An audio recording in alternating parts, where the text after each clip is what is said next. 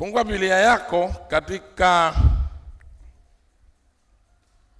Waebrania sura ile ya kwanza mstari wa kwanza hadi mstari wa 3. Waebrania sura ile ya kwanza mstari wa kwanza hadi mstari wa 3. Tumefika ndugu zangu? Vizuri sana. Tunaweza kusoma sote. Mungu ambaye alisema zamani na baba zetu katika manabii kwa sehemu nyingi na kwa njia nyingi. Tusome maneno haya.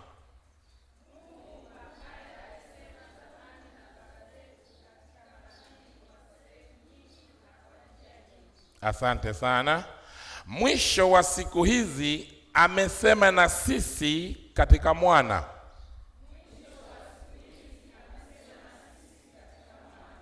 Tena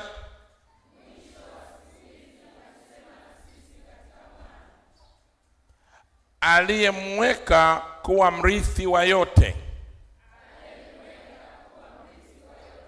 Tena kwa yeye aliufanya ulimwengu.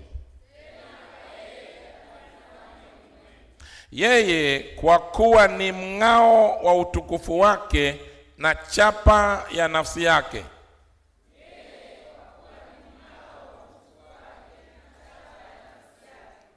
Akavichukua vyote kwa amri ya uweza wake.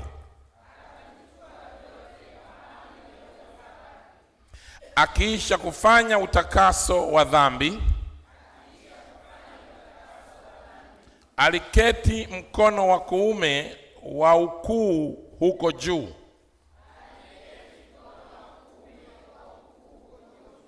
Asante sana. Kwa hiyo hayo ndiyo maandiko yetu leo, na somo letu Mungu anavyosema na sisi. Mungu anavyosema na sisi. Tumeona maandiko yanasema kwa namna nyingi, kwa njia nyingi. Tumeona maneno hayo Kwa hiyo tutapata nafasi nzuri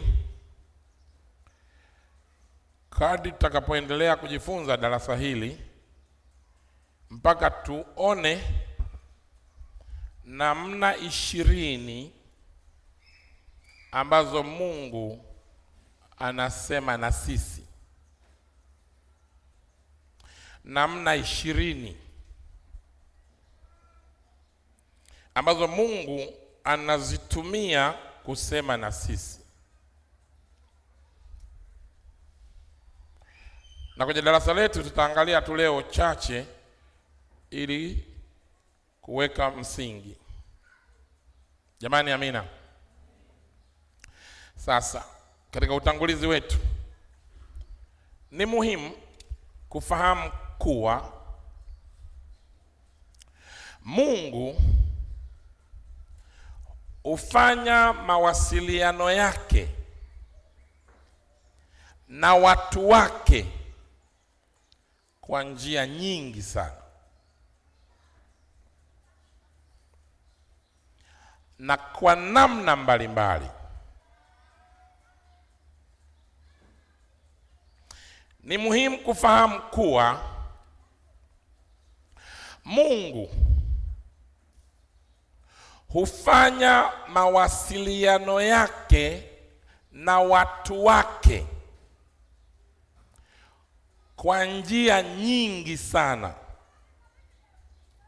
na kwa namna mbalimbali. Hiyo inakupelekea kujua Mungu hana namna moja ya kuwasiliana na watu wake. Ana namna nyingi, tena nyingi sana.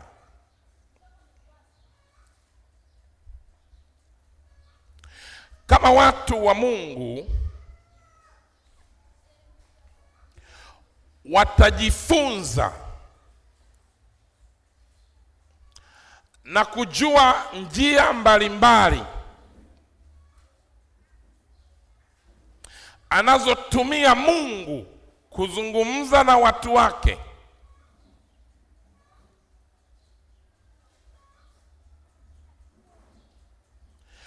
watu wake watakuwa na amani.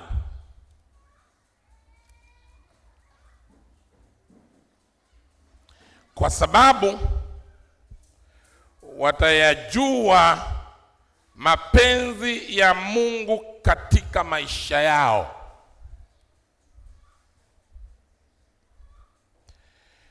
Tarudia sentensi hiyo. Kama watu wa Mungu watajifunza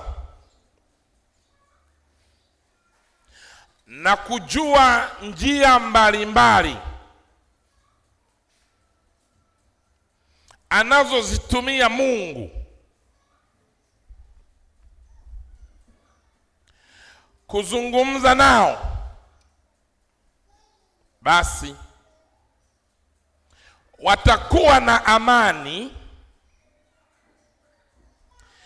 kwa sababu watayajua mapenzi ya Mungu katika maisha yao.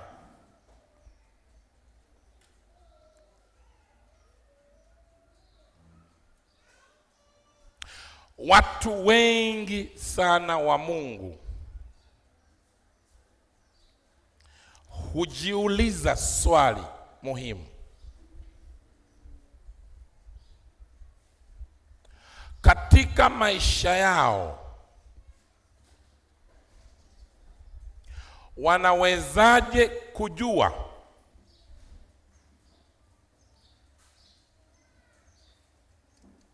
jambo hili ni la Mungu au sio? Katika maisha yao wanawezaje kujua hili ni jambo la Mungu ama la?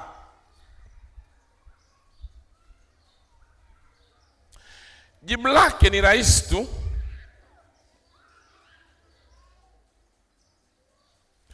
Utaweza kujua mapenzi ya Mungu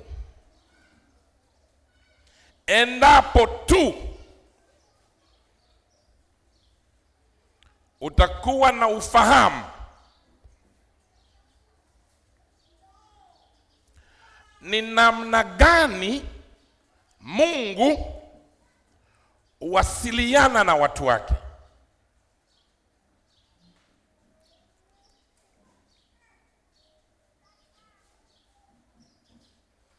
Nawezaje kujua hili ni jambo la Mungu ama la? Nawezaje kujua hii ni sauti ya Mungu akisema nami ama la? Jibu lake ni rahisi. Utaweza kujua mapenzi ya Mungu endapo tu utakuwa na ufahamu ni namna gani Mungu huwasiliana na watu wake. Tuko pamoja mpaka hapo? Hilo ni swali la watu wengi. Hata utasikia Mungu anaweza kusema, akisema Mungu unaweza kusikiaje? Unawaza mtu anasema Mungu nimemsikia akiniambia hivi na hivi. Unawaza amejuaje? Si ndio? Kwa hiyo itabidi kwenye darasa hili kujibu maswali hayo yote. Jamani, haleluya.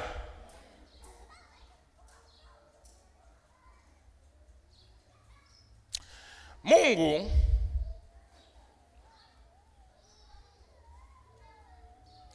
huwa anawasiliana na watu wake wakati wote.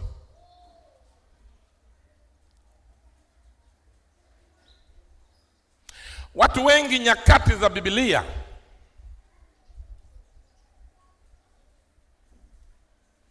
waliweza kuyajua mapenzi ya Mungu kwa jinsi na namna walivyojua ni namna gani Mungu anawasiliana na watu wake. Watu wengi wa nyakati za Biblia waliweza kuyajua mapenzi ya Mungu kwa jinsi na namna walivyojua ni namna gani Mungu anawasiliana na watu wake.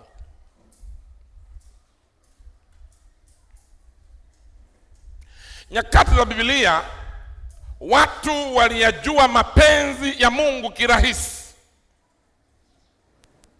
Kwa nini? Kwa sababu walijua njia anazozitumia Mungu kuzungumza nao.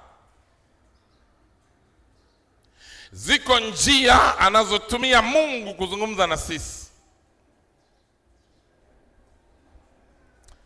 Matendo ya Mitume kwa mfano sura ya 16 mstari wa 6 hadi mstari wa 10.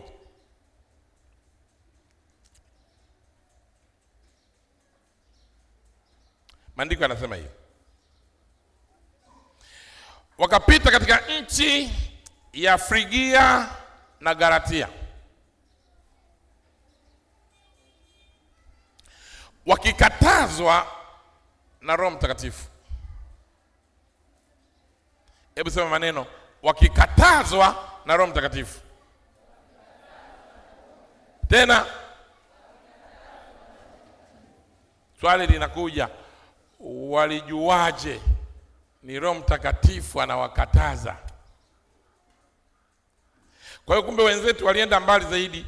Haikuwa tu kujua Mungu anasema nao, waliweza hata kujua kama Mungu anakataza jambo ama anaridhia.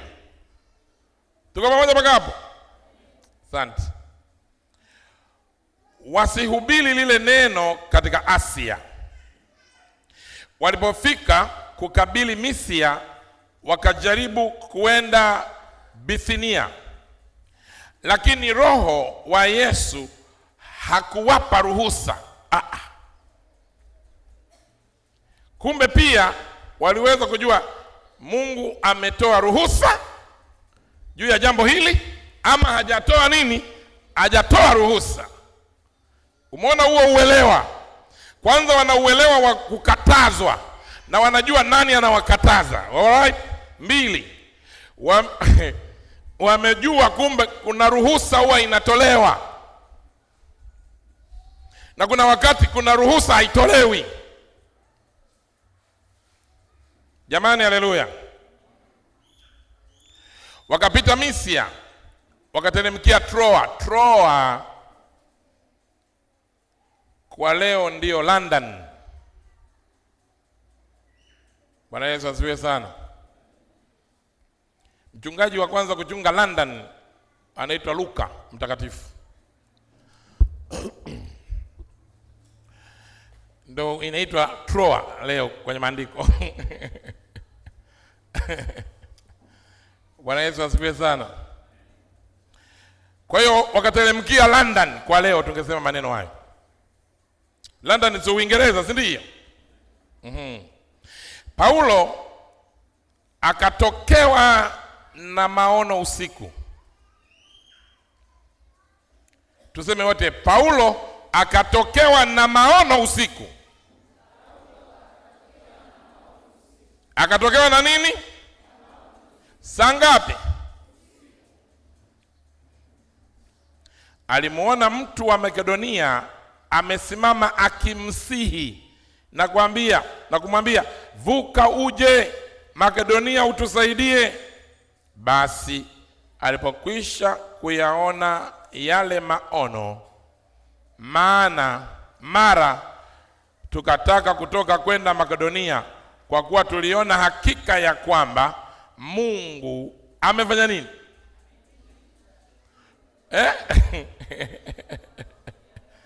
Mungu ametuita. Wewe Mungu akikuita utajua umeitwa. Kama tu Mungu akisema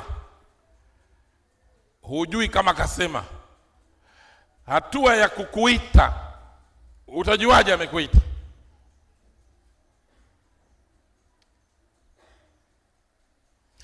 Simona, kuna mambo pale mengi yameorodheshwa pale. Sentensi yangu ya msingi ni hii: Mungu huzungumza na wanadamu kwa njia nyingi na kwa namna mbalimbali.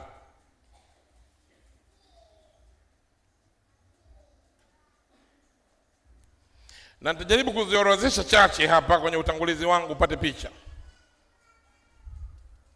Mungu huzungumza na wanadamu kwa njia nyingi na kwa namna mbalimbali. Mungu anazungumza na sisi kwa neno lake.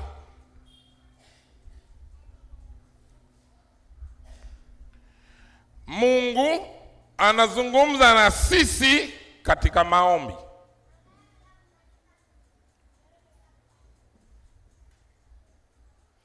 Mungu anazungumza na sisi kwa Roho wake Mtakatifu.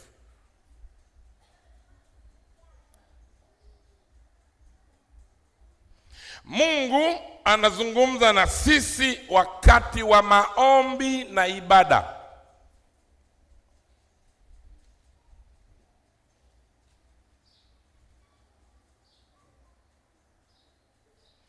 Lakini pia Mungu huzungumza na sisi kupitia asili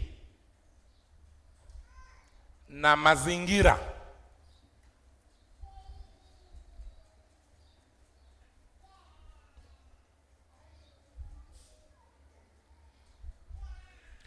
Mungu huzungumza na sisi kupitia watu.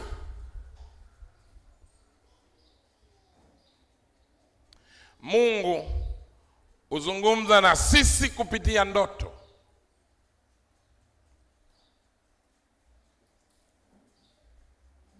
Mungu huzungumza na sisi kwa maono.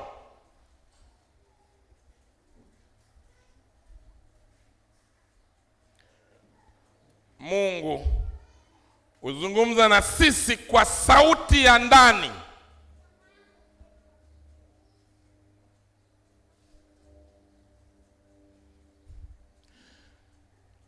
Mungu huzungumza na sisi hata kwa sauti ya wazi.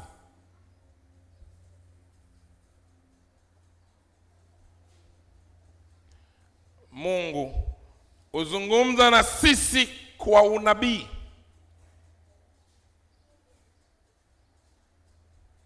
Mungu huzungumza na sisi kwa manabii.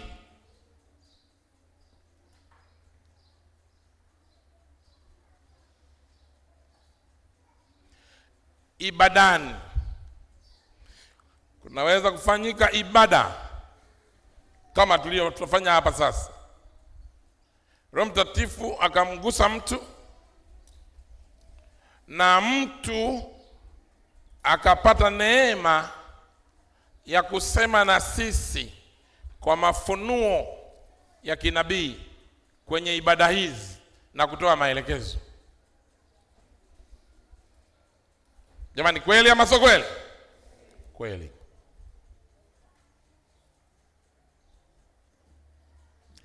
Ndio maana leo inatulazimu tuchukue muda kujifunza somo hili la namna Mungu anavyozungumza na sisi. Na huu ni mtihani mkubwa sana kwa watu wengi wa Mungu.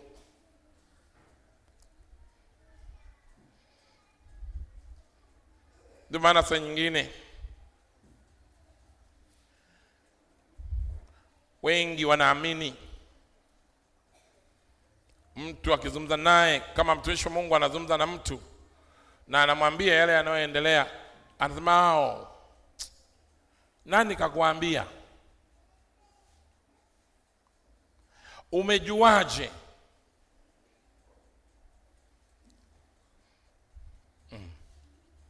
Mmekuwa hapa mara nyingi katika ibada, kama mnafuatilia kwa makini, Mungu amekuwa akinipa neema ya kujua hata watu wanavyosema katika nafsi zao.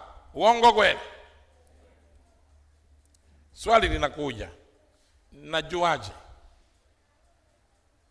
Ndio swali la msingi.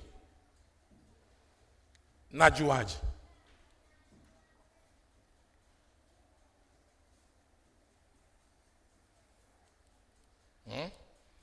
Muulize jirani yako, eti huwa anajuaje?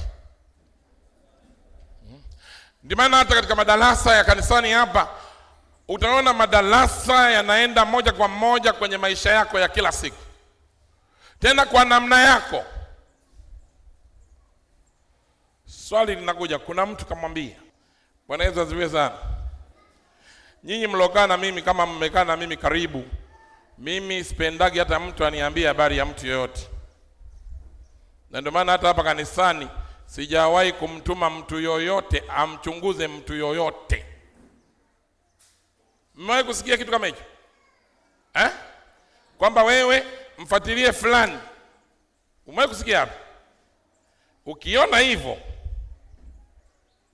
wewe unajua uko wazi sana mbele za Mungu na mbele za mtumishi wake. Na ndio maana sihitaji taarifa za mtu. Unaona fulani.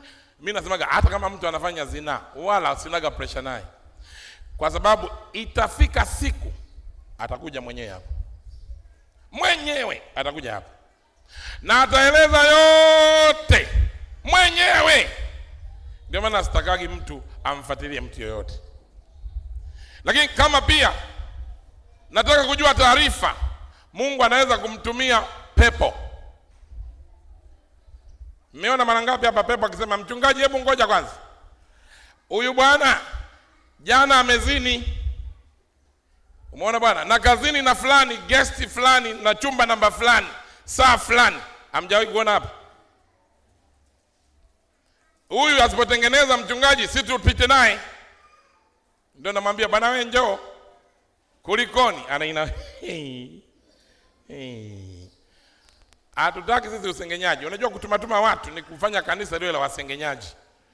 Sisi hatuna tabu. Nimemwambia kulikuwa kuna washirika humu wanavuta bangi.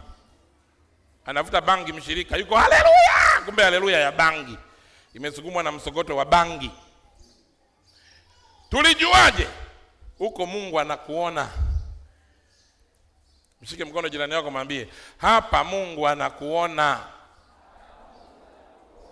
Yaani useme nafsini mwako, ufanye mbali na kanisani, wewe uko wazi sana hapa.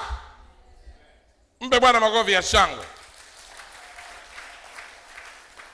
Mtumishi wa Mungu hutumia macho ya Mungu, hutumia sauti ya Mungu, hutumia nguvu za Mungu.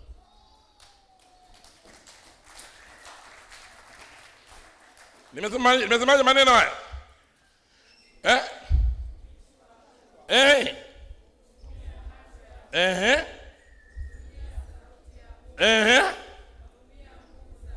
La mwisho, hutumia masikio ya Mungu.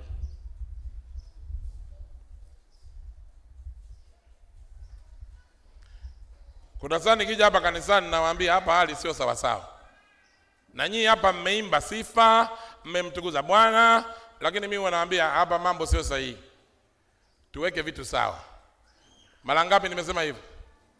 Tukiweka vitu sawa, unagundua kuna nini? Sasa swali linakuja, anajuaje?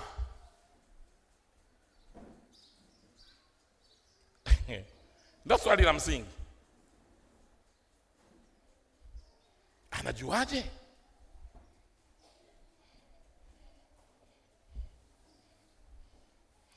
Kabla sijaja kusema na wewe maneno ya Mungu ninayosema na wewe, Mungu husema na mimi kwanza, na kuhakikisha nimeelewa, na kuhakikisha nimechukua hatua za kibinafsi mahali natakiwa kuchukua hatua, alafu ndio nakuletea wewe. Umenipata bagao?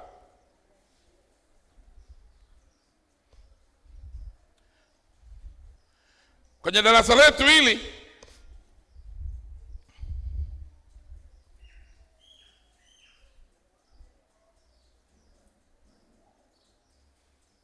ni muhimu kuelewa jinsi Mungu anavyozungumza na sisi. Kuna zama nikija hapa kanisani watu wakinipa mikono mimi nakataa. Yaani kabisa nimekutana na mshirika wangu anasema, "Bwana asifiwe baba." Mkono wangu naudisha nyuma. Na yeye anashangaa, "Kwa nini hajanipa mkono?" Ninakuwa nimekatazwa kumpa mtu wa aina hiyo mkono.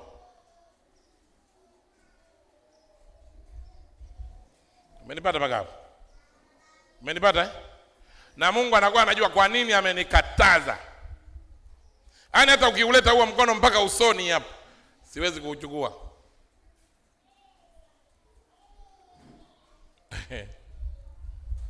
Jamani, haleluya. Mtumishi wa Mungu lazima amsikie Mungu. Lazima aweze kuyafuata maelekezo ya Mungu. Tena kwa namna ya kimungu.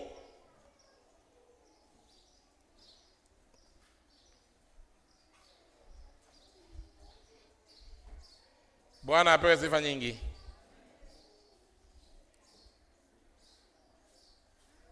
Sasa ndugu zangu, nataka niongee moja tu.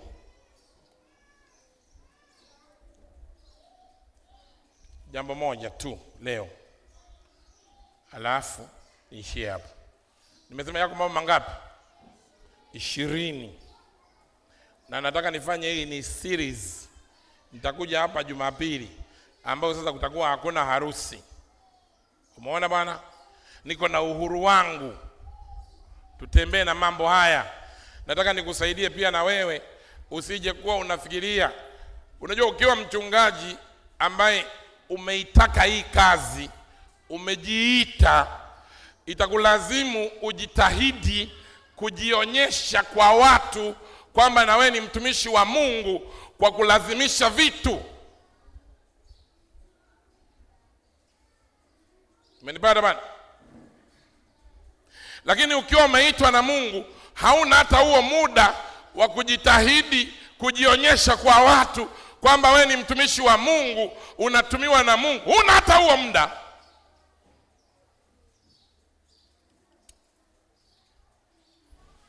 Wangapi mmewahi kuona bango langu hapo mtaani linaandikwa mtumishi wa Mungu mchungaji Sir Gilbert wa kanisa la TAG NCC Machimbo ataombea watu?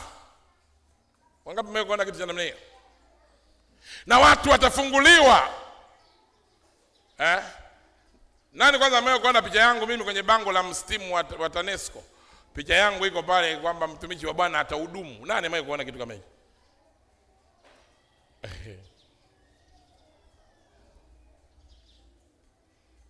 Uje kuona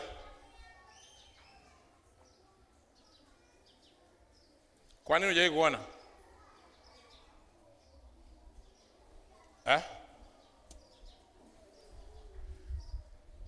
Bwana Yesu apewe sifa nyingi.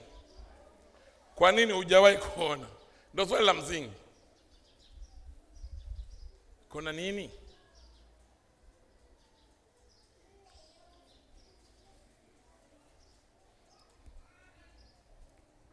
Jamani, haleluya. Jamani, haleluya. Ukiwa mtumishi wa Mungu, hautumii muda wako mwingi kujipromote. No. Utatumia muda wako mwingi kumpromote Mungu aliyekuita, sio wewe. Mungu anachofanya sio wewe unavotumiwa. Mungu anaweza kutumia mtu yoyote kabisa. Hauje kusikia Mungu alimtumia punda akatoa ufafanuzi? kwa Balaamu. Akamwambia Balaamu, unajua una matatizo. Mimi mbele naona malaika.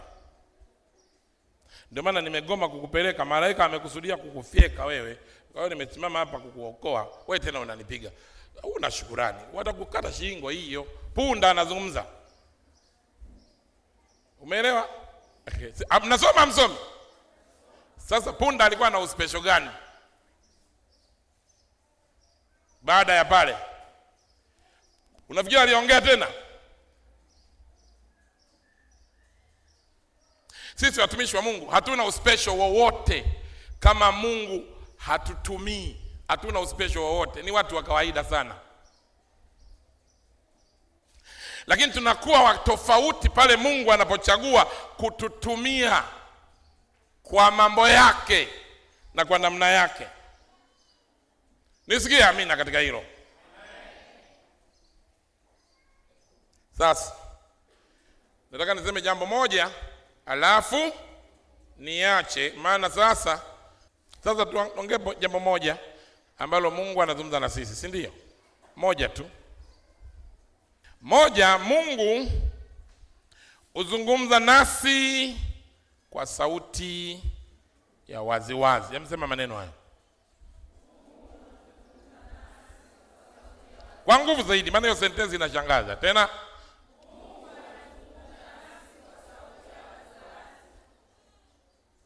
kwa mujibu wa neno la Mungu tunathibitishiwa kuwa Mungu wakati mwingine uzungumza na wanadamu moja kwa moja kwa sauti ya wazi bila kificho.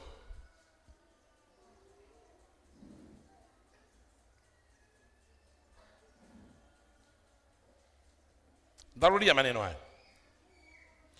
Kwa mujibu wa neno la Mungu tunathibitishiwa kuwa Mungu wakati mwingine huzungumza na wanadamu moja kwa moja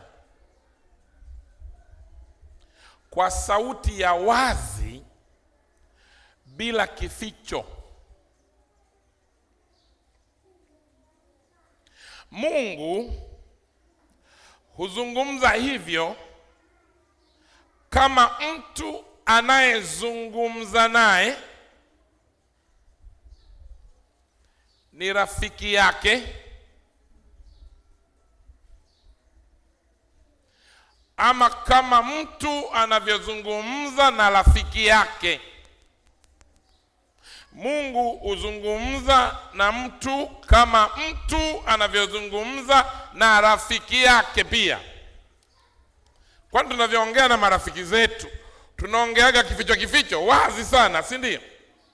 Hata kama unataka kufanya uamuzi mbaya utamwambia rafiki yako wazi tu, kwa sababu yeye ni rafiki yako. Namna hiyo ya kuzungumza ndio namna ambayo Mungu anazungumza na watu wake. Kwa hiyo anazungumza na rafiki yake uso kwa uso, ndivyo Mungu anazungumza na watumishi wake na watu wake uso kwa uso. Jamani, haleluya. Neno la Mungu linatufundisha hivyo. Sasa twende nikupitishe katika maandiko. Moja, Hesabu sura ya 12 mstari wa 6 hadi wa 8. Tunaona Mungu alizungumza na Musa uso kwa uso. Hesabu 12 mstari wa 6 hadi wa 8, na nitasoma kwa haraka. Kisha akawaambia, sikizeni basi maneno yangu. Akiwapo nabii kati yenu, mimi Bwana nitajifunua kwake katika maono, nitasema naye katika ndoto. Sivyo ilivyo kwa mtumishi wangu nani? Musa. Yeye ni mwaminifu katika nyumba yangu yote. Kwake nitanena nini? Mdomo kwa mdomo. Maana nini? Waziwazi, wala nini? Wala si kwa mafumbo. Ikawaje?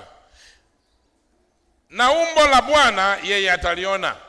Mbona basi ninyi hamkuogopa kumnenea mtumishi wangu huyo Musa? Mungu ana tabia ya kuzungumza na watumishi wake waziwazi, ili wamuelewe, ili wamuwakilishe vizuri. Jamani, haleluya. Hilo ni jambo namba ngapi? Moja. Mmeona waziwazi? Sasa unajiuliza, mbona mimi asemi na mimi waziwazi? Tutatoa majawabu. Mwanzo sura ya 3.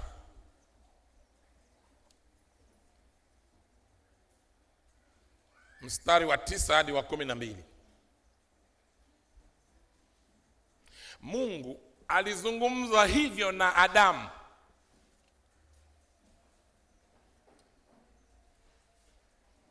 Brother Adamu, Mungu alizungumza naye wazi wazi. Mwanzo 3 mstari wa 9 hadi wa 12. Bwana Mungu akamuita Adamu, akamwambia, uko wapi? Kuna siku nitabidi nije nifanye darasa hili. Adamu, uko wapi?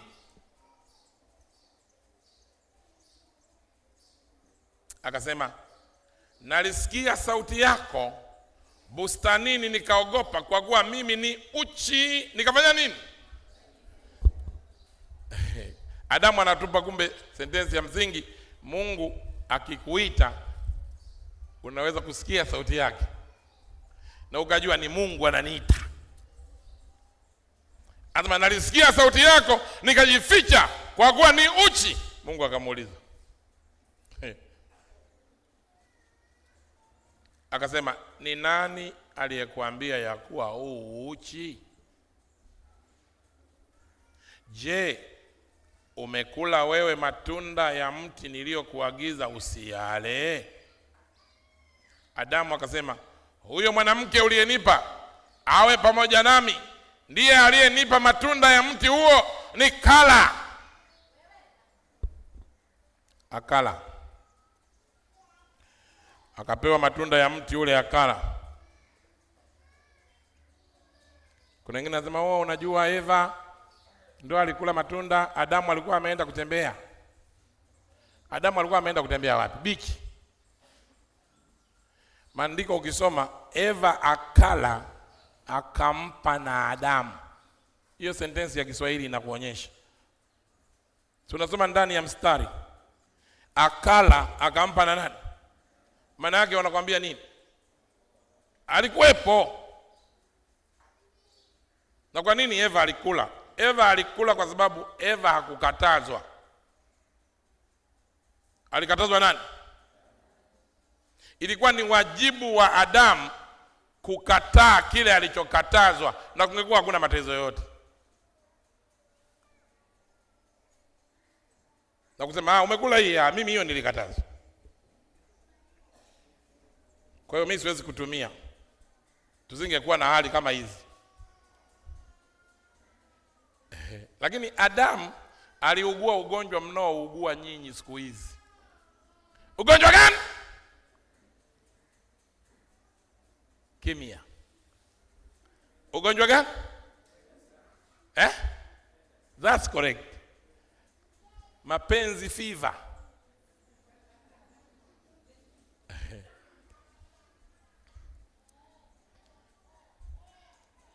Akashindwa kusimama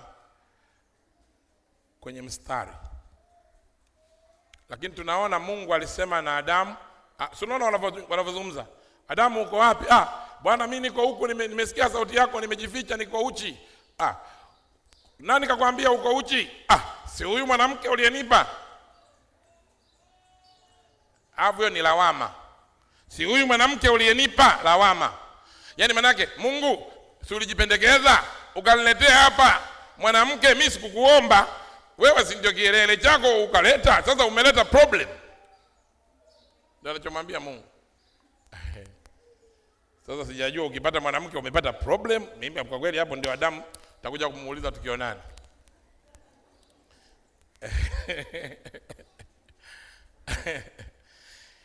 Tunaona mazungumzo ya waziwazi, si ndio? Kwa hiyo kumbe Mungu hakuzungumza tu na Musa peke yake waziwazi, alizungumza pia na Adamu waziwazi, right? Vizuri sana. Andiko jingine, Mwanzo 12. Tunataka kuona Mungu alivyozungumza na Ibrahimu. Mwanzo 12.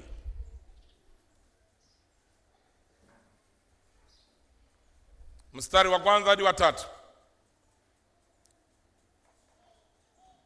Bwana akamwambia Abrahamu, toka wewe katika nchi yako na jamaa zako na nyumba ya baba yako, uende mpaka nchi nitakayokuonyesha, nami nitakufanya wewe kuwa taifa kubwa, na kukubariki na kulikuza jina lako, nawe uwe baraka, nami nitawabariki wakubarikio, naye akulaanie nitamlaani, na katika wewe jamaa zote za dunia watafanya nini? Mungu anaongea waziwazi na nani? Na Abrahamu. Achukue nini? Hatua. Aliondoka kuondoka, maana yake alielewa, si ndio? Haya,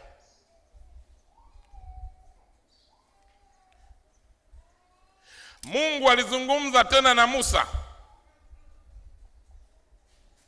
Kutoka 20 mstari wa 1 hadi wa 6.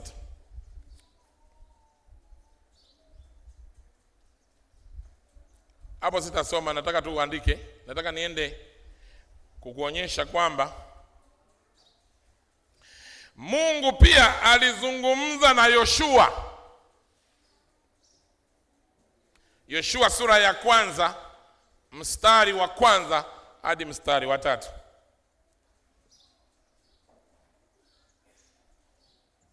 Ikawa baada ya kufa kwake Musa mtumishi wa Bwana, Bwana akamwambia Yoshua mwana wa Nuni mtumishi wa Musa, akasema, Musa mtumishi wangu amekufa. Haya basi, ondoka, vuka mto huu wa Jordan, wewe na watu hawa wote, mkaende hata nchi ni wapayo wana wa Israeli. Kila mahali zitakapokanyaga nyayo za miguu yenu nimewapa ninyi, kama nilivyomwapia nani? Musa. Mungu alizungumza na Musa waziwazi. Mungu alizungumza na Adamu waziwazi. Mungu alizungumza na Yoshua waziwazi, si ndio? Aha, twende. Mungu pia alizungumza na Samueli waziwazi. Alizungumza vile vile na Samueli. Samueli wa 1 sura ya 3 mstari wa 8 hadi mstari wa 10. Bwana akamwambia Samueli mara ya 3, naye akaondoka akamwendea Eli, akasema, mimi hapa, kwa maana uliniita. Ndipo Eli akatambua ya kuwa Bwana ndiye aliyemuita yule mtoto. Kwa hivyo Eli akamwambia Samueli, enenda kalale, itakuwa akikuita utasema, nena Bwana, kwa kuwa mtumishi wako anafanya nini? Anasikia. Basi Samueli akaenda akalala mahali pale. Bwana akaja. Nani akaja? Bwana. Akasimama akaita vile vile kama kwanza, Samueli, Samueli, Samueli. Walokole wengine wanatamanigi hiyo, Bwana mwite.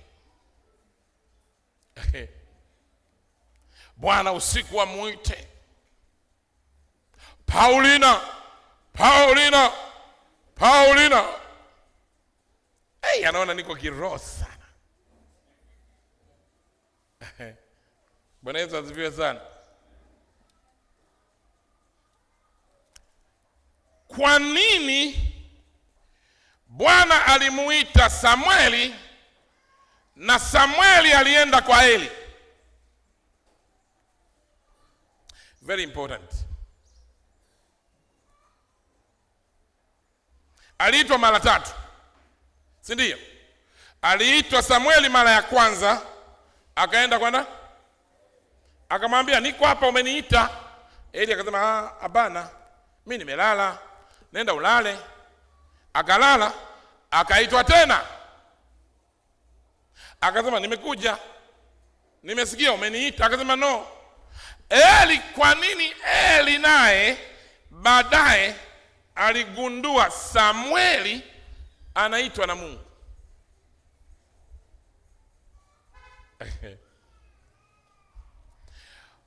Ngoja niambie kitu very important. Hii sauti yangu hii, si mnaisikia kila siku hapa kanisani? Hii ndiyo sauti ataitumia Mungu akikuita kwa sauti.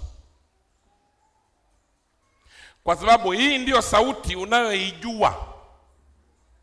Na hii ndiyo sauti ni rahisi wewe kuiitikia kwa sababu ni familia ya sauti. Sio strange voice.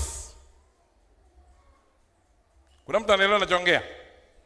Kwa hiyo Mungu akitaka kuongea kwa sauti, kwa taarifa yako, ataongea kwa sauti yangu mimi na wewe. Kwa sababu hiyo ndio anaitumia siku zote kuongea na wewe. Umepata kitu hapo? Na ndio maana alipomuita Samueli, Samueli aliitika kwa Eli. Ndio sauti anayoijua. Na kwa msingi huo, kwa nini Mungu atatumia sauti yangu? Atatumia sauti yangu ili wewe iwe vyepesi kuitikia. Si unaelewa? Utasema mchungaji ananiita. Si mnanipata hiyo? Ndio maana baadaye Eli akajua ni Mungu anamuita Samueli. Mungu hutumia hii sauti unayosikia hii kuzungumza na wewe kwa sauti. Hata zungumza na wewe kwa sauti usiyoijua. Shule muhimu hiyo, very important school. Na ndio maana unaona Samueli aliinuka tu. Baba, niko hapa. Unafanya nini hapo? Umeniita. Anasema hapana, kalale mwanangu. Mungu akaita tena. Akarudi tena. Baba, nimerudi. Anasema hapana mwanangu, sijakuita. Ila sasa hivi nenda ulale. Ukiitwa sema hivi. Bwana Yesu apewe sifa nyingi. Ndio maana napenda kukwambia, ukiwa mchungaji umeitwa na Mungu, una haja ya kujihangaisha, kujitambulisha. Mimi ni mchungaji. Unaongea na mchungaji. Hapa yuko mchungaji. Ujue hujaitwa. Ndio unataka watu wakutambue. Bwana Yesu apewe sifa nyingi.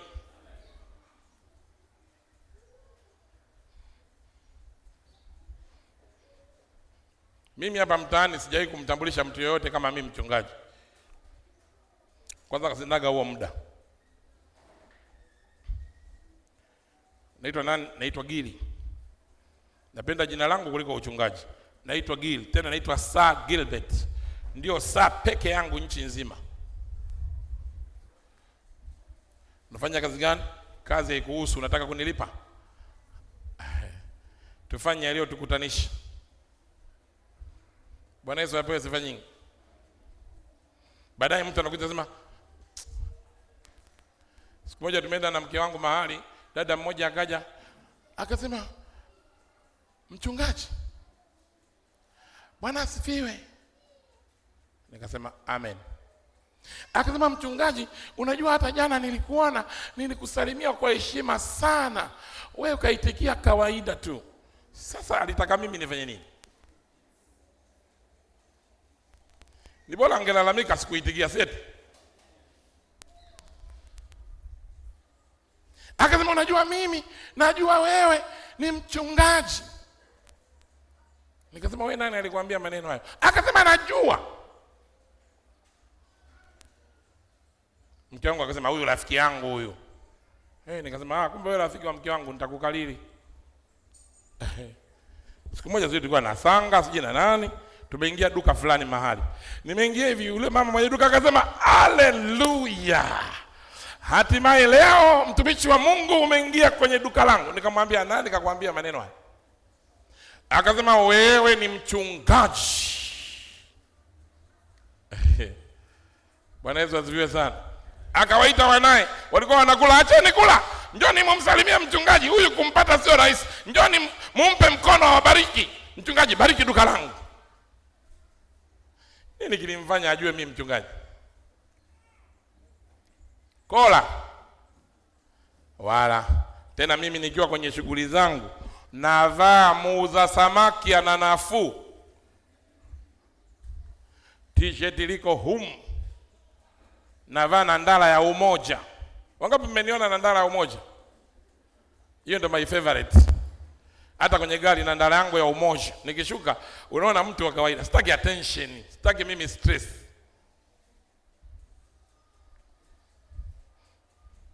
Bwana Yesu asifiwe sana. Simple. Kwa nini? Najua mimi natumiwa. Siku anayenitumia akikataa, huo uspesho wangu kwa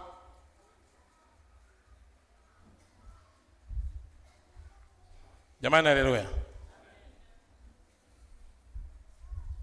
Mungu husema na watumishi wake waziwazi, na Mungu atatumia hii sauti yangu. Ndio maana sauti za wachungaji uje uzifuatilie, haziwagi za kawaida, ziko unique, very unique. Yaani ukimsikia kwa mfano Askofu Barnabas mtoka mbali akizungumza, unajua huyu ni nani? Toka mbali. Akiongea katibu mkuu wa TAG Joseph Marwa, unajua huyu ni nani? Lakini unajiuliza, mbona wote watumishi wa Mungu tukikutana wote, nikaongea mimi mtume wa Machimbo, unajua yule Gili yule? Jamani, haleluya. Kwa nini kuna utofauti? Kuna utofauti kutokana na aina ya watu unaowahudumia. Yesu akasema, kondoo huijua sauti ya mchungaji wao, sauti ya mgeni hawawezi kuifuata. Muulize jirani yako, unaijua sauti ya mchungaji wako? Anasemaje? Mwambie kama unaijua, hiyo ndio Mungu ataitumia kusema na wewe wazi wazi.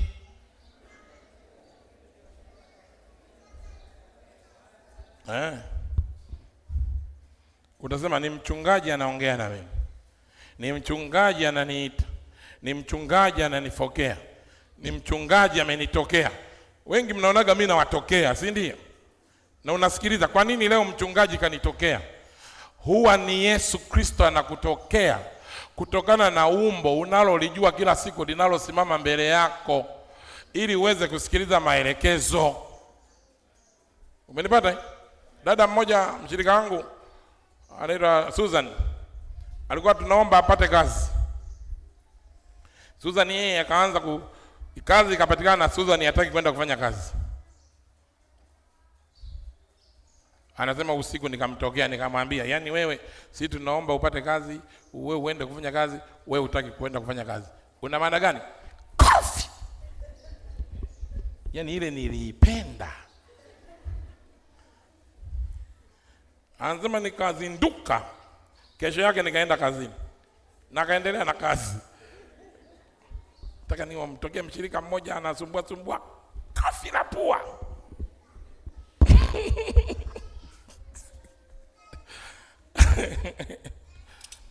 Akasema baba, akaniambia baba nitakuja nikitoka kazini. Kaja asema baba sasa ndio nini? Nasema kuna shida.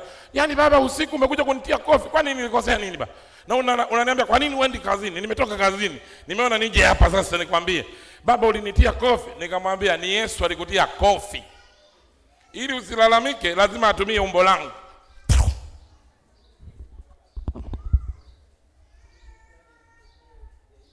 Ndio.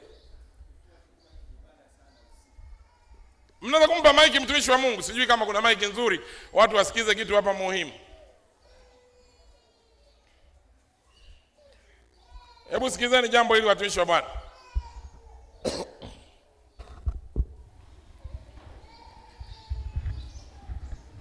Nasema siku moja nilikuwa nimelala usiku. Ndio. Na nilikuwa nasumbuliwa na kifua sana, na nilikuwa sijawahi kuexperience hali kama hiyo ya kifua. Kifua kilikuwa kimebana sana, na nikataabika, nikaomba, lakini hali ikazidi sana, yaani kiasi kwamba mbavu zimebana huku na huku. Baadaye usiku ukatokea, ukaja ukasimama pembeni ya kitanda, ukashika kwenye mbavu, na ile hali automatically ikatoka. Sijasikia mpaka leo. Wow. Umeona? Sasa pata picha. Hukuweza kupata usumbufu wowote wa kushtuka kwa sababu mimi ni nani? Jaribu kuwaza angekutokea Mama Doli.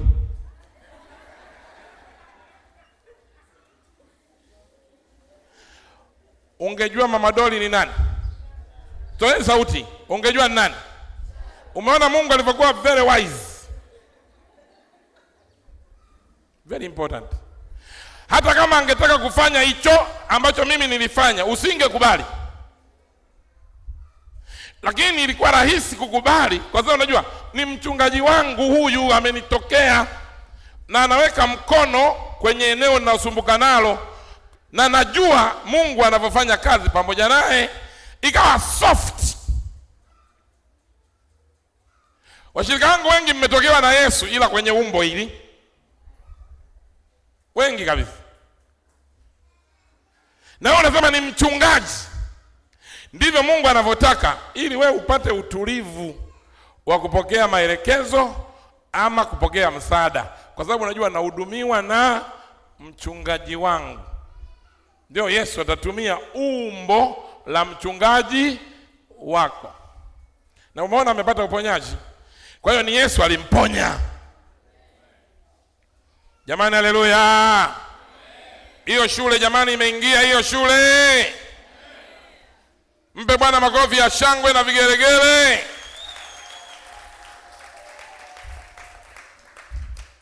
Na mimi nafikiri kwa muda wangu ili darasa nitaendelea nalo, nataka kutia hapo break.